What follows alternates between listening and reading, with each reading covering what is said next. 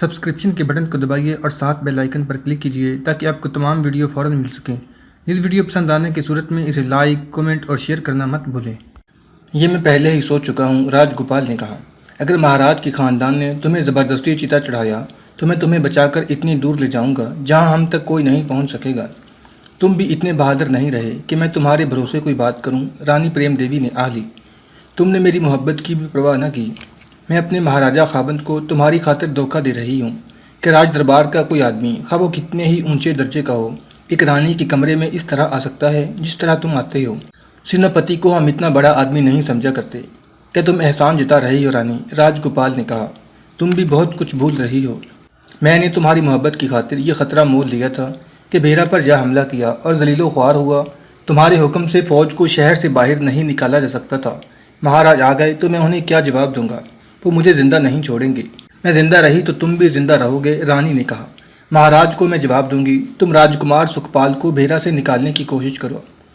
مجھے جس آدمی نے خبر دی ہے کہ سکھپال مسلمان ہو گیا ہے، اس نے بتایا ہے کہ اس نے اپنی مرضی سے اور خوشی سے اسلام قبول کیا ہے، راج گوپال نے کہا۔ اسی لیے اسے بیرا کا امیر بنا دیا گیا ہے۔ اسے اغوا کرواؤ، رانی نے کہا۔ اسے یہاں تک لے آؤ۔ اس نے میرا دودھ پیا ہے، میرے دودھ میں ملاوٹ نہیں تھی۔ اسے ہندو ماں کا دودھ مسلمان نہیں رہنے دے گا۔ اسے لانا اس لیے بھی ضروری ہے کہ مہاراج مجھے اور تمہیں شکست معاف کر دیں گے۔ یہ کبھی برداشت نہیں کریں گے کہ راجکمار مسلمانوں کے آگے ہتھیار ڈال دے اور ان کا مذہب قبول کر کے انہیں کہو کہ رہ جائے۔ اگر میری اور اپنی خیر چاہتے ہو تو سکھپال کو بہلا پھسلا کر لاؤ یا اسے اغوا کر کے لاؤ۔ خود جاؤ، جان پر کھیل جانے والے فوجی تیار کرو، یہ کام کرنا ہے۔ وہ تمہارا خون ہے، وہ اس عورت کا بیٹا ہے جس نے تمہاری خاطر اپنے خاوند کو دھوکہ دیا ہے۔ میں محسوس کر رہی ہوں کہ مجھے میرے گناہ کی سزا مل رہی ہے۔ خاوند شکست کھا کر بھاگ گیا ہے اور بیٹا مسلمانوں کے قبضے میں چلا گیا ہے۔ میں پاپی ہوں۔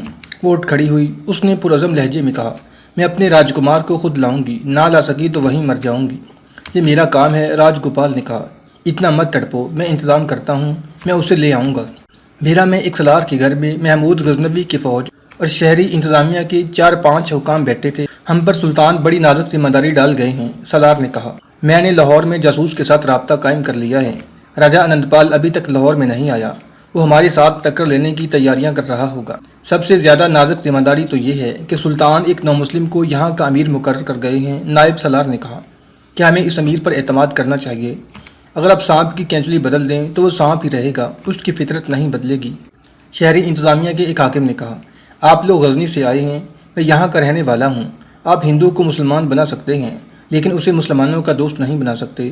بیرا میں کئی ہندوؤں نے اسلام قبول کر لیا ہے لیکن وہ عام اور بے ضرر لوگ ہیں، وہ اسلام کے سانچے میں ڈل جائیں گے۔ میں تسلیم نہیں کر سکتا کہ ایک راجکمار جس کے دادا کو آپ نے شکست دی اور اس نے خودکشی کر لی، اور جس کے باپ کو آپ نے شکست دی اور وہ ابھی تک روپوش ہے، اس راجکمار کے دل سے آپ انتقام کی آگ کس طرح سرد کر سکتے ہیں؟ مجھے سمجھ نہیں آئی کہ محمود جیسے دانشمند سلطان نے کیا سوچ کر ایک ایسے نومسلم کو اتنا بڑا اعزاز دے دیا ہے۔ یہ نومسلم اپنی عادتیں کس طرح بدل سکے گا؟ ایک اور نے کہا۔ یہ شراب کا عادی ہوگا، ان کے یہاں ہر رات ناچ گانے ہوتے ہیں، جوان لڑکیاں ان کی خدمت میں موجود رہتی ہیں۔ کہ یہ اتنی جلدی مومن بن گیا ہوگا؟ ہم اس کے خلاف کچھ بھی نہیں کر سکتے، سالار نے کہا۔ سلطان کا حکم ہے کہ امیر کی اطاعت کرو، لیکن اسلام کا حکم یہ ہے کہ امیر گناہ کرے یا غدار ثابت ہو تو اسے اٹھا کر باہر پھینک دو، ایک اور حاکم نے کہا، اور اس کی جگہ اسے دو جو مذہبی اور معاشرتی لحاظ سے اس رتبے اور ذمہ داری کے اہل ہو۔ تو ہمیں نظر رکھنی پڑے گی کہ امیر نواسہ شاہ ہمیں دھوکہ تو نہیں دے رہا، سالار نے کہا۔ اس کے حکم سے راجہ بجیرائے کی فوج کے تمام ہندو جنگی قیدیوں کو باقاعدہ فوج میں شامل کر لیا گیا ہے۔ انہوں نے میری موجودگی میں سلطان محمود کی وفاداری کا حلف اٹھایا ہے۔ ہندو سپاہی کیسے ہیں؟ ایک شہری حاکم نے پوچھا۔ اچھے ہیں، سالار نے جواب دیا۔ ہمارے سپاہیوں کے ساتھ مل کر اور اچھے ہو جائیں گے، ہمیں ان کی ضرورت ہے۔ کچھ فوج سلطان اپنے ساتھ لے گئے ہیں۔ اگر آنند پال نے حملہ کر دیا تو ہماری فوج اتنی تھوڑی ہے کہ مقابلہ نہیں کر سکے گی۔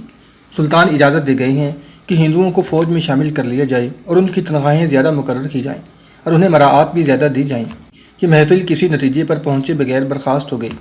نواسہ شاہ نے اپنی عادتیں بدل لی تھیں۔ اس نے کبھی شراب کا نام بھی نہیں لیا تھا۔ مولوی سعید اللہ قاسمی اسے قرآن پڑھاتے اور معنی بھی سمجھاتے تھے۔ اس نے نماز پڑھنی شروع کر دی تھی۔ وہ اسلام کی تعلیمات سے متاثر ہو چکا تھا۔ ایک روز اس نے ان 5000 ہندوؤں کو ایک میدان میں لانے کا حکم دیا جو اس وقت تک سلطان محمود کی فوج کا اہم حصہ بن چکے تھے۔ میں تم میں سے کسی کو بھی نہیں کہوں گا کہ وہ اپنا مذہب بدل لے اور مسلمان ہو جائے۔ اس نے ہندوؤں کے دستوں سے خطاب کیا۔ مذہب تمہارا اپنا معاملہ ہے، میں تمہیں صرف یہ بتا دینا چاہتا ہوں کہ میں نے اسلام قبول کر کے جو سکون پایا ہے وہ مجھے ہندو مت میں نہیں ملا تھا۔ تم نے دیکھ لیا ہے کہ تم لوگوں نے مسلمانوں سے کس طرح شکست کھائی ہے۔ تم کلا بند ہو کر بھی نہ لڑ سکے اور تم کھلے میدان میں بھی نہ لڑ سکے، حالانکہ مسلمان بہت دور سے آئے تھے اور ان کے پاس نفری بھی کم تھی اور ساز و سامان بھی کم تھا۔ انہیں معلوم تھا کہ انہیں یہاں سے مدد نہیں ملے گی، مگر انہوں نے فتح حاصل کر لی۔ یہ ایمان کی قوت ہے جو ہم میں سے کسی میں بھی نہیں تھی۔ میں نے وہ قوت حاصل کر لی ہے۔ میں تمہیں یقین دلاتا ہوں کہ تمہیں اپنا مذہب بدلنے کے لیے کوئی نہیں کہے گا، یہ فیصلہ تم خود کرو۔ میں تمہیں یہ کہنا چاہتا ہوں کہ جس کا نمک کھا رہے ہو اس کے ساتھ غداری نہ کرنا۔ میں نے تمہیں بہت بری غلامی سے بچایا ہے۔ تم جنگی قیدی بنے، پھر غلام بنا لیے گئے۔ سلطان تمہیں غلاموں کی حیثیت سے غزنی لے جانا چاہتے تھے۔ بھیرا سے ملتان تک کا سفر یاد کرو، جب تم گھوڑوں اور بیلوں کی طرح رسد کی گاڑیاں دھکیلتے اور گھسیٹتے گئے تھے۔ تمہاری گردنوں میں لوہے کے کڑے پڑے ہوئے تھے۔ میں نے وہ کڑے کٹوا کر تمہیں مویشی سے انسان بنا دیا ہے۔ تم سپاہی ہو، جنگجو ہو، تمہاری عزت اسی میں ہے کہ تمہاری تلواریں تمہارے پاس ہوں۔ اپنی عزت کو قائم رکھنا تمہارا کام ہے۔ تمہیں کوئی تکلیف ہو، کسی مسلمان کے خلاف کوئی شکایت ہو تو مجھے بتاؤ۔ اگر تم سچے ہندو ہو تو سچے بن کر دکھانا۔ میرا باپ مہاراجہ انند پال ہم پر حملہ کرے گا، تم دیکھنا میں اپنے باپ کے خلاف کس طرح لڑوں گا۔ اس کے بولنے کا انداز ایسا تھا کہ کئی آوازیں سنائی دیں۔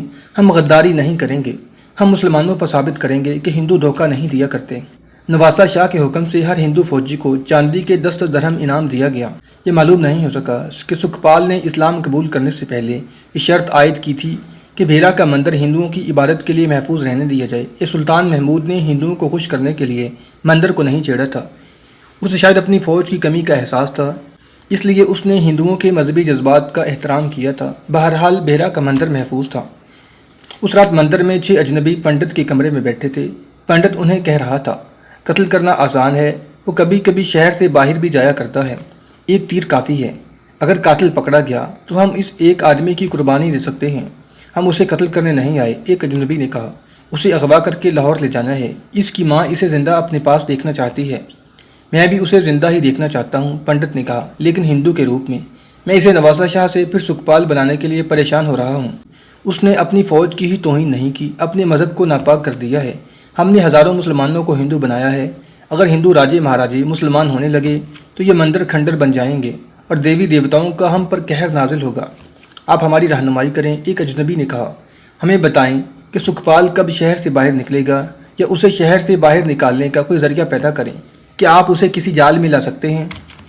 یہ پنڈت گہری سوچ میں پڑ گیا، پھر بولا، ہاں میں ایک جال تیار کر سکتا ہوں۔ تم مندر میں ہی ٹھہرے رہو، یہاں تم پر کوئی شک نہیں کر سکتا۔ 1-2 دن انتظار کرو۔ میں حیران ہوں کہ وہ اتنی جلدی اتنا پکا مسلمان کس طرح بن گیا ہے۔ کچے ذہن کا جوان آدمی ہے، ایک آدمی نے کہا۔ مسلمانوں کے جھانسے میں آ گیا ہے۔ میرا خیال ہے کہ محمود اسے یہاں کے ہندوؤں کو گمراہ کرنے کے لیے استعمال کرے گا، ورنہ غزنی کا سلطان ایسی حماقت نہیں کر سکتا کہ کل جس نے اس سے لڑ کر ہتھیار ڈالے ہوں اور اپنا مذہب بھی تبدیل کر لیا ہو، اسے محمود اتنے بڑے علاقے کا حکمران بنا دے۔ اپنے مذہب اور ملک کے لیے سکھپال کو یہاں سے غائب کرنا لازمی ہے، کہ ہماری جانیں چلی جائیں۔ ان 6 آدمیوں کو راج گوپال اور راجہ انند پال کی رانی پریم دیوی نے سکھپال کی اغوا کے لیے بھیجا تھا۔ یہ لاہور کی فوج کے چنے ہوئے بہادر اور ذہین آدمی تھے۔ رانی نے انہیں سونے کی صورت میں انعام دینے کا وعدہ کیا تھا، اور یہ بھی کہ کامیابی کی صورت میں انہیں 2 راتیں راج محل میں رکھا جائے گا، جہاں وہ ویسے ہی عیش و عشرت کریں گے جیسی مہاراجے کرتے ہیں۔ انعام کے لالچ کے علاوہ ان 6 آدمیوں میں مذہب کا جنون پیدا کیا گیا تھا۔ انہیں بتایا گیا تھا کہ وہ ہندو راجکمار کو مسلمانوں کے قبضے سے نہ چھڑا سکے تو دیوتاؤں کا قہر انہیں بھسم کر ڈالے گا۔ یہ 6 آدمی خالی ہاتھ واپس جانے کے لیے نہیں آئے تھے۔ وہ درویشوں کے لباس میں بھیرا میں داخل ہوئے اور رات کے اندھیرے میں مندر میں چلے گئے۔ انہوں نے پنڈت کو بتایا تھا کہ وہ یہاں کیوں آئے ہیں۔ انہوں نے یہاں تک کہا تھا کہ وہ نواسا شاہ کی خوابگاہ میں داخل ہو کر اسے اٹھا لے جانے کو تیار ہیں۔ پنڈت نے انہیں روک دیا تھا، کیونکہ اس طریقے سے کامیابی کم اور مارے جانے کا خطرہ زیادہ تھا۔ پنڈت نواسا شاہ کو کسی پھندے میں لانے کا سوچ رہا تھا۔ 2-3 روز بعد پنڈت کو پتہ چلا کہ امیر بھیرا کہیں سے واپس آتے ہوئے مندر کے سامنے سے گزر رہا ہے۔ پنڈت مندر سے نکلا اور راستے میں کھڑا ہو گیا۔ نواسا شاہ گھوڑے پر سوار آ رہا تھا۔ 2 گھڑ سوار جو محافظ تھے اس کے آگے آگے تھے اور 4 گھڑ سوار اس کے پیچھے تھے۔ پنڈت اور آگے ہو گیا۔ آگے والے محافظوں نے اسے پیچھے ہٹ جانے کو کہا، لیکن وہ نہ ہٹا۔ اس نے نواسا شاہ کی طرف دیکھ کر ہاتھ جوڑے، پھر تعظیم میں جھک کر دوہرا ہو گیا۔ نواسا شاہ نے گھوڑا روک لیا۔ پنڈت کا انداز بتا رہا تھا کہ وہ کچھ کہنا چاہتا ہے۔ نواسا شاہ کو سلطان محمود غزنوی نے خاص طور پر کہا تھا کہ وہ چونکہ ہندوستانی ہے اور ہندو بھی رہا ہے، اس لیے وہ یہاں کے لوگوں خصوصاً ہندوؤں کی فطرت اور عادات سے اچھی طرح آگاہ ہے۔ وہ بیرا اور گرد و نواح کے لوگوں سے ملتا ملاتا رہے اور ان کی شکایتیں سنے اور انہیں ہر لحاظ سے مطمئن اور خوش رکھے تاکہ یہاں کے لوگ اپنے آپ کو غلام رعایا نہ سمجھیں۔ اسی ہدایت کے تحت نواسہ شاہ باہر نکلا تھا۔ وہ وہاں کے کسانوں سے مل کر آ رہا تھا۔ پنڈت کو اس نے راستے میں ہاتھ جوڑے کھڑا دیکھا تو وہ گھوڑے سے اتر آیا اور پنڈت سے پوچھا کہ وہ کچھ کہنا چاہتا ہے۔ پنڈت نے اسے دعائیں دے کر کہا، ہمیں خوشی ہے کہ آپ نے جو بہتر سمجھا وہ کیا ہے۔ ہم سلطان محمود غزنوی کے اس اقدام کی تعریف کرتے ہیں کہ انہوں نے آپ کی قدر کی اور آپ کو یہاں کی حکمرانی عطا کر دی۔ اس کے علاوہ آپ کو کچھ کہنا ہے؟ نواسہ شاہ نے کہا، اپنی اور سلطان کی تعریفیں سننے کے لیے میرے پاس وقت نہیں۔ اپنی کوئی شکایت، کوئی تکلیف، کوئی مسئلہ بیان کریں۔ کوئی شکایت نہیں، پنڈت نے کہا، ایک عرض ہے، حضور ہر جگہ جاتے ہیں، مجھے معلوم ہوا ہے کہ آپ یہاں کی مسجدوں میں بھی گئے ہیں، لیکن آپ مندر کو بھول گئے ہیں، وہاں بھی آئیں۔ مندر کی مرمت کی یا کسی اور چیز کی ضرورت ہے؟ نہیں حضور، پنڈت نے کہا، کسی چیز کی ضرورت نہیں، اسے شکایت سمجھیں یا کچھ بھی سمجھیں۔ بات یہ ہے کہ شہر کے سرکردہ ہندو کہتے ہیں کہ امیر ہر جگہ جا کر لوگوں کی شکایتیں سنتے ہیں، مندر میں نہیں آتے، شاید ہمیں پسند نہیں کرتے۔ میں کسی روز آؤں گا، نواسہ شاہ نے کہا۔ دن اور وقت بتا دیں، پنڈت نے کہا، ہم آپ کے رتبے کے مطابق کوئی انتظام کر لیں گے، دست بستہ حاضر رہیں گے۔ نواسہ شاہ نے سوچ کر 3 روز بعد کا دن اور وقت بتا دیا اور گھوڑے پر سوار ہو کر چلا گیا۔ پنڈت مندر میں گیا۔ لاہور سے آئے ہوئے 6 آدمی اس کے انتظار میں تھے۔ پنڈت نے انہیں بتایا کہ سکھپال فلاں دن مندر میں آ رہا ہے اور وہ اس کے لیے جال تیار کرے گا، لیکن تم لوگوں کو انتظار کرنا پڑے گا۔ پنڈت نے کہا، ہو سکتا ہے میں نے جو سوچا ہے وہ میری امید کے مطابق پورا نہ ہو۔ میری ایک کوشش ہے، سکھپال جوان آدمی ہے، میں ان مہاراجوں اور راجکماروں کی کمزوریوں اور عادتوں سے واقف ہوں، اور میں یہ بھی جانتا ہوں کہ مسلمانوں کے ہاں مہاراجوں والی عیش و عشرت حرام ہے۔ وہ دن آ گیا جس سے نواسہ شاہ کو مندر میں جانا تھا۔ مندر کے دروازے پر پنڈت نے پھولوں کے لمبے لمبے ہار لٹکا رکھے تھے۔ مندر کے ایک بڑے کمرے کو عروسی کے کمرے کی طرح سجایا گیا تھا۔ اندر ایسی خوشبو تھی جو نشے کی کیفیت طاری کرتی تھی۔ پھل اور میوے کرینے سے رکھے ہوئے تھے۔ 4 نوعمر لڑکیاں کمرے میں کھڑی تھیں۔ نواسہ شاہ اس کمرے میں داخل ہوا تو لڑکیوں نے خوشنما ٹوکریاں اٹھا لیں اور نواسہ شاہ کے قدموں میں پھولوں کی پتیاں ٹوکریوں میں سے نکال کر پھینکنے لگیں۔ ان لڑکیوں کے بال کھلے ہوئے اور ان کی اریاں کندھوں پر بکھرے ہوئے تھے۔ وہ جب ذرا سا جھک کر پھول نچھاور کرتی تھیں تو ان کے جسم پھولدار پودوں کی طرح لہلہاتے تھے۔ ان کے لباس عام ہندو لڑکیوں سے بہت مختلف تھے۔ وہ کسی اور ہی دیش کی معلوم ہوتی تھیں۔ ان کے لبوں پر تبسم تھا۔ نواسہ شاہ کی نظریں ان لڑکیوں میں الجھ کر رہ گئیں۔ پنڈت نے ٹھیک کہا تھا کہ وہ مہاراجوں اور راجکماروں کی کمزوریوں سے واقف تھا۔ اس نے اس راجکمار کی دکھتی رگ اپنے ہاتھ میں لینے کا اہتمام کر رکھا تھا اور یہ اہتمام اثر دکھا رہا تھا۔ فرشی دری بچھی ہوئی تھی، اس پر مخمل کی چادریں بچھی تھیں، گول تکیے رکھے تھے، ان کے غلاف بھی مخمل کے تھے۔ مختصر یہ کہ اس کمرے میں وہی سج دھج تھی جو مہاراجوں کی خاص کمروں کی ہوا کرتی تھی۔ نواسہ شاہ ایک تکیے کے ساتھ بیٹھ گیا۔ ایک لڑکی نے جھک کر اس کے پاؤں پر عطر چھڑکا۔ اس نے نواسہ شاہ کی آنکھوں میں آنکھیں ڈالیں اور لڑکی کے لبوں کا تبسم حجاب سے زیادہ نکھر آیا۔ اس شرمیلے تبسم نے نواسہ شاہ کو ہلا کے رکھ دیا۔ اس نے اپنے جذبات کی دنیا میں زلزلے کا شدید جھٹکا محسوس کیا۔ دوسری لڑکیوں نے اس کے آگے پھولوں کی تشتریاں رکھیں۔ حضور کو تو معلوم ہے کہ مندر میں ماس نہیں آ سکتا۔ پنڈت نے ہاتھ جوڑ کر کہا، آپ کے لیے گوشت کا انتظام بھی کر دیتے تو آپ اسے ہاتھ نہ لگاتے، کیونکہ یہ مسلمانوں کی طرح ذبح کیا ہوا نہ ہوتا۔ آپ ہمارے ہاتھ کا پکا ہوا قبول بھی نہ کرتے۔ یہ پھل حاضر ہیں، آپ نے جو حاضر کیا ہے، مجھے اس کی توقع نہیں تھی، نواسہ شاہ نے کہا، اور اس نے مسکرا کر اس لڑکی کی طرف دیکھا جس نے اس کے پاؤں پر عطر چھڑکا تھا۔ میزبانوں میں ایک تو پنڈت تھا اور 6 وہ آدمی تھے جو اس کی اغوا کے لیے لاہور سے آئے تھے۔ وہ معزز اور رئیس ہندوؤں کے لباس میں تھے۔ ان کے علاوہ 2 اور ہندو تھے جو بھیرا کے بہت بڑے تاجر تھے۔ یہ سب نواسہ شاہ کے آگے بچھے جا رہے تھے۔ کمرے میں تاروں کا ترنم نہایت آہستہ آہستہ ابھرنے لگا۔ نواسہ شاہ نے چون کر دیکھا، ایک لڑکی بربت پر انگلیاں پھیر رہی تھی۔ اس نے اپنی زبان کا ایک نغمہ چھیڑ دیا۔ اس کی آواز محسوس تھا، وہ گنگنا رہی تھی جیسے وہ ندی کنارے تنہا بیٹھی ہو اور اسے یہ احساس ہو کہ ارد گرد کوئی بھی نہیں۔ نواسہ شاہ کا چہرہ بتا رہا تھا کہ اس پر سحر طاری ہوا جا رہا ہے۔ اس کی آنکھوں میں خمار نظر آنے لگا تھا۔ لڑکی کی آواز جس طرح آہستہ آہستہ ابھری تھی، اسی طرح آہستہ آہستہ خاموش ہو گئی۔ نواسہ شاہ کی نظریں لڑکی سے ہٹ نہ سکیں۔ ہم نے آپ کو اس لیے مدعو نہیں کیا تھا کہ کوئی شکایت یا کوئی اپنی ضرورت آپ کی خدمت میں پیش کریں، پنڈت نے کہا۔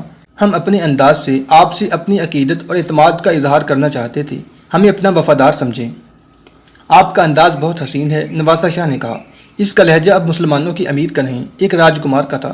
اس نے کہا، کیا یہ لڑکی اسی قسم کا ایک اور گانا سنا سکتی ہے؟ وہ لڑکی ایک پیشہ ور گانے والی کی بیٹی تھی، لیکن نواسہ شاہ کو بتایا گیا کہ ایک شریف گھرانے کی بیٹی تھی اور مندر کی داسی ہے، زیادہ تر بھجن گاتی ہے۔ لڑکی نے بربت کو چھیڑ کر ایک اور نغمہ شروع کیا۔ لڑکی کے گانے میں کوئی غیر معمولی کمال نہیں تھا۔ پنڈت نے ماحول ایسا طلسماتی بنا رکھا تھا کہ بھدی آواز بھی سریلی لگتی تھی۔ نواسہ شاہ ایسا مشہور ہوا کہ اسے پتہ ہی نہ چلا کہ پنڈت کے سوا تمام میزبان کمرے سے نکل گئے ہیں۔ لڑکی کی آواز خاموش ہو گئی تو نواسہ شاہ تصوروں کی مترنم گونج میں کھویا رہا۔ اچانک بیدار ہوا اور بولا، باقی سب کہاں گئے؟ وہ آپ کی اس کیفیت میں مکمل نہیں ہونا چاہتے تھے۔ پنڈت نے کہا، میں نے انہیں اشارہ کر کے اٹھا دیا ہے۔ پنڈت نے ایک لڑکی کو اشارہ کیا اور چاروں لڑکیاں جھک کر الٹے قدموں دوسرے کمرے میں چلی گئیں۔ نواسہ شاہ دیکھتا رہ گیا، یہ چلی کیوں گئی ہیں؟ اس نے تشنا سی آواز میں پوچھا۔ مسلمانوں کی ہاں یہ راگ رنگ حرام ہے، پنڈت نے کہا۔ میں نے انہیں کمرے سے نکل جانے کا اشارہ کیا تھا، اگر آپ چاہیں تو بلا لیتا ہوں۔ نہیں، نواسہ شاہ نے کہا، یہ راگ رنگ حرام ہے۔ حضور، پنڈت نے کہا، ایک بات کہوں، بری لگے تو معاف کر دینا۔ آپ نے دل سے نہیں کہا کہ یہ سب حرام ہے، اپنے دل پر جبر نہ کریں۔ میں بوڑھا ہو گیا ہوں، انسانوں کے دلوں کی بات ان کی آنکھوں میں پڑھ لیا کرتا ہوں۔ آپ نے اسلام قبول کر لیا ہے، اچھا کیا ہے۔ آپ کو اسلام کے اصولوں کی پابندی کرنی چاہیے، لیکن اب جوان ہیں، اپنے دل پر پتھر نہ رکھیں، ورنہ آپ کا دل ان پابندیوں سے باغی ہو جائے گا اور آپ کی زندگی جہنم بن جائے گی۔ اپنی عادتیں اور اپنی فطرت آہستہ آہستہ بدلیں۔ یہ کیسے ہو سکتا ہے کہ آپ یکلخت شراب بھی ترک کر دیں اور وہ عیش و عشرت بھی جس میں آپ جنے پلے اور جوان ہوئے ہیں؟ میں اچھی طرح جانتا ہوں کہ اس ماحول کو اور ان لڑکیوں کو دیکھ کر آپ دوراہے پر آ رکے ہیں۔ آپ کے اندر مسلمان اور ہندو کا تصادم ہو رہا ہے، یہ ہوتا رہے گا اور آہستہ آہستہ ختم ہوگا۔ میں چاہتا ہوں کہ آپ مسلمانوں کو ہندو پر غالب آنے دیں، لیکن ہندو کو راضی رکھ کر اس سے نجات حاصل کریں۔ نواسہ شاہ پنڈت کی باتوں کے حسین جال میں آ گیا تھا، اس کا چہرہ کھل اٹھا تھا۔ اس نے بے ساختہ کہا، آپ کی باتیں میرے دل میں اتر رہی ہیں، صاف بتائیں آپ کیا کہنا چاہتے ہیں؟ میں یہ کہہ رہا ہوں کہ میں نے آپ کے لیے اہتمام صرف اس لیے کیا ہے کہ آپ کو اس کی ضرورت ہے۔ پنڈت نے کہا، آپ کی یہ ضرورت پوری ہونی چاہیے، لیکن چوری چھپے۔ میں نہیں چاہتا کہ کسی کو پتہ چلے کہ آپ نے مندر میں اپنے محل کی راتوں کو تازہ کیا ہے۔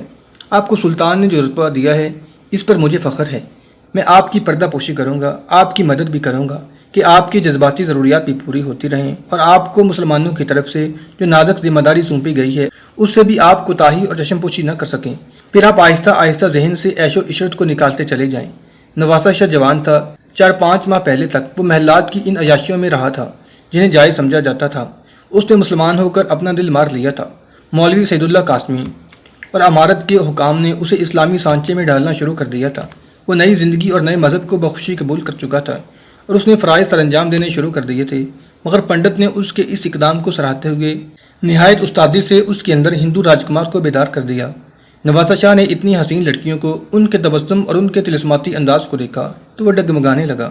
اگر میرے ماتحت حاکموں کو پتہ چل گیا تو میرا اعتماد ختم ہو جائے گا، نواسہ شاہ نے کہا۔ وہ مجھ پر الزام عائد کریں گے کہ میں ہندوؤں کے ساتھ مل گیا ہوں، کسی کو پتہ نہیں چلنے دیا جائے گا۔ پنڈت نے اسے اپنی زنجیروں میں اور زیادہ مضبوطی سے جکڑنے کے لیے کہا، میں آپ کو ذمہ داریوں سے بھی نہیں ہٹنے دوں گا اور میں آپ کو اسلام سے بھی منحرف نہیں ہونے دوں گا۔ لیکن میں آپ کو یہ بتا دوں کہ مسلمان عمرہ بھی چوری چھپے عیاشی کرتے ہیں۔ ان میں کوئی بھی ایسا نہیں جس کی صرف ایک بیوی ہو، انہوں نے 3-3 4-4 بیویاں رکھی ہوئی ہیں۔ وہ بیویاں بدلتے رہتے ہیں، جو پرانی ہو جاتی ہے اس کی جگہ نئی لے آتے ہیں۔ نواسہ شاہ کے چہرے پر رونق آتی جا رہی تھی۔ پنڈت نے زہر میں بجھا ہوا ایک اور تیر چلایا۔ اس نے کہا، آپ اپنی جن ماتحت حاکموں کی بات کر رہے ہیں کبھی ان کے گھروں میں جھانکیں، وہ اپنی بیویوں کو ساتھ نہیں لائے۔ یہاں ان کی راتیں ہندو لڑکیوں کے ساتھ بسر ہو رہی ہیں، وہ شراب بھی پیتے ہیں اور صبح جب آپ کے سامنے آتے ہیں تو پکے مسلمان ہوتے ہیں۔ میں انہیں روک سکتا ہوں، نواسہ شاہ نے کہا۔ مجھے سلطان نے کہا تھا کہ کسی کو عیش و عشرت میں نہ پڑنے دینا، کسی حاکم کا گناہ معاف نہ کرنا۔ اگر آپ ایسا کریں گے تو آپ سازش کا شکار ہو جائیں گے، پنڈت نے کہا۔